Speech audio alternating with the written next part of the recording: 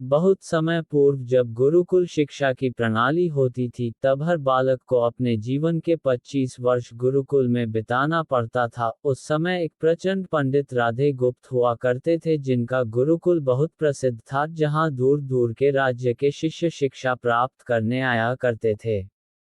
बात उन दिनों की है जब राधे गुप्त की उम्र ढलने लगी थी और उसकी पत्नी का देहांत हो चुका था। घर में विवाह योग्य एक कन्या थी। राधे गुप्त को हर समय उसकी चिंता सताती रहती थी। वह उसका विवाह एक योग्य व्यक्ति से करना चाहते थे, जिसके पास संपत्ति भले ना हो, पर वह कर्मठ हो, जो किन्हीं भी परिस्थिति में उसकी बेटी को खुश रखे और उचित समय पर उचित निर्णय ले सके।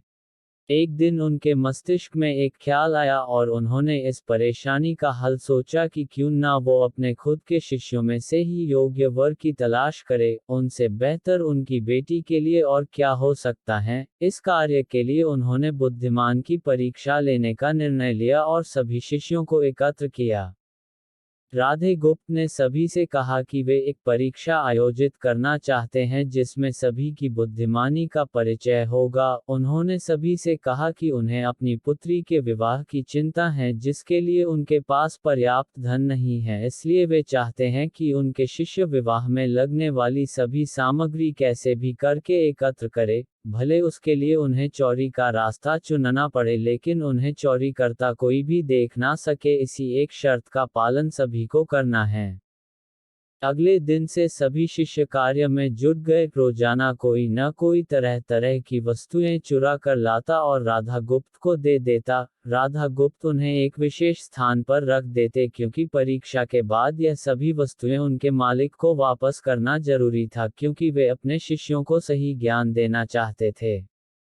सभी शिष्य अपने अपने दिमाग से कार्य कर रहे थे, लेकिन इनमें से एक चुपचाप गुरुकुल में बैठा हुआ था, जिसका नाम रामास्वामी था। वह राधा गुप्त का सबसे करीबी और होनहार छात्र था। उसे ऐसा बैठे देख राधा गुप्त ने इसका कारण पूछा। तब रामास्वामी ने बताया कि आपने परीक्षा की शर्त के रूप में कहा था कि चोरी करते वक्त इसे कोई ना देख सके। इस प्रकार अगर हम अकेले में भी चोरी करते हैं, तब भी हमारी अंतरात्मा उसे देख रही है। हम खुद से उसे नहीं छिपा सकते। इसका अर्थ यही है कि चोरी करना व्यर्थ है। उसकी यह बात सुन राधा गुप्त के चेहरे पर खुशी छा जाती है।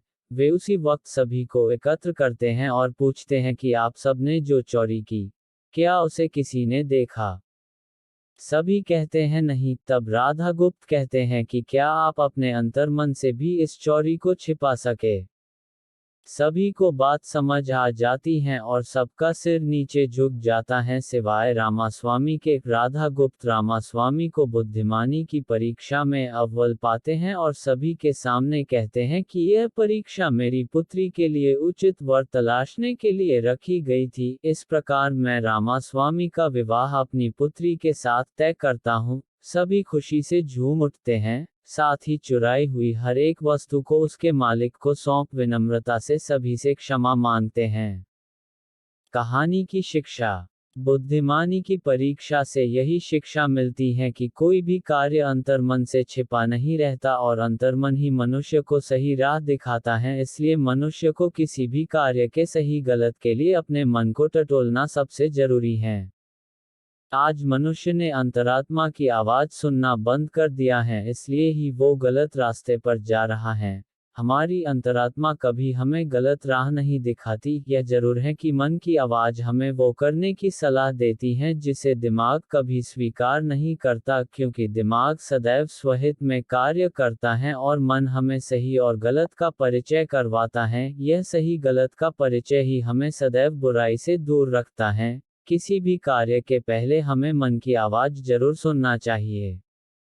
इस परीक्षा के जरिए राधा गुप्त ने अपनी पुत्री के लिए एक उचित वर भी तलाश लिया और शिष्यों को जीवन का अमूल्य ज्ञान दिया। आज के वक्त में कोई भी शिक्षक एवं शिक्षण पद्धति मनुष्य को धन कमाने तक का ही ज्ञान देते हैं। एक बालक का सर्वांगीण विकास कहीं न कहीं लुप्त हो चुका है। आज का मनुष्य केवल बड़े होकर एक धनवान व्यक्ति बनने का ही ज्ञान विद्यालयों में लेता है। उस बालक को सही गलत का बोध कराने का दायित्व कोई भी नहीं लेता, क्योंकि उनके माता पिता भी आज के दौर में बस पैसा कमाने में लगे रहते हैं और शिक्षक भी केवल किताबी ज्ञान देकर अपने दायित्व से मुख मोड़ लेता है। ऐसे में यह छोटी छोटी कहानियां व्यक्ति को सही गलत सिखाने में अहम भूमिका निभाती हैं, लेकिन आजकल इसके लिए भी वक्त मिलना मुश्किल है। यह एक गंभीर समस्या है जिसके फलस्वरूप आज के बच्चे आसानी से गलत राह पर चलने लगते हैं और उन्हें इसका भान तब होता है जब वे पूरी तरह ग्रस्त हो जाते हैं। अतः जरूरी है कि हम सभी आज की पीढ़ी को ज्ञानवर्धक बातें भी सिखाएं।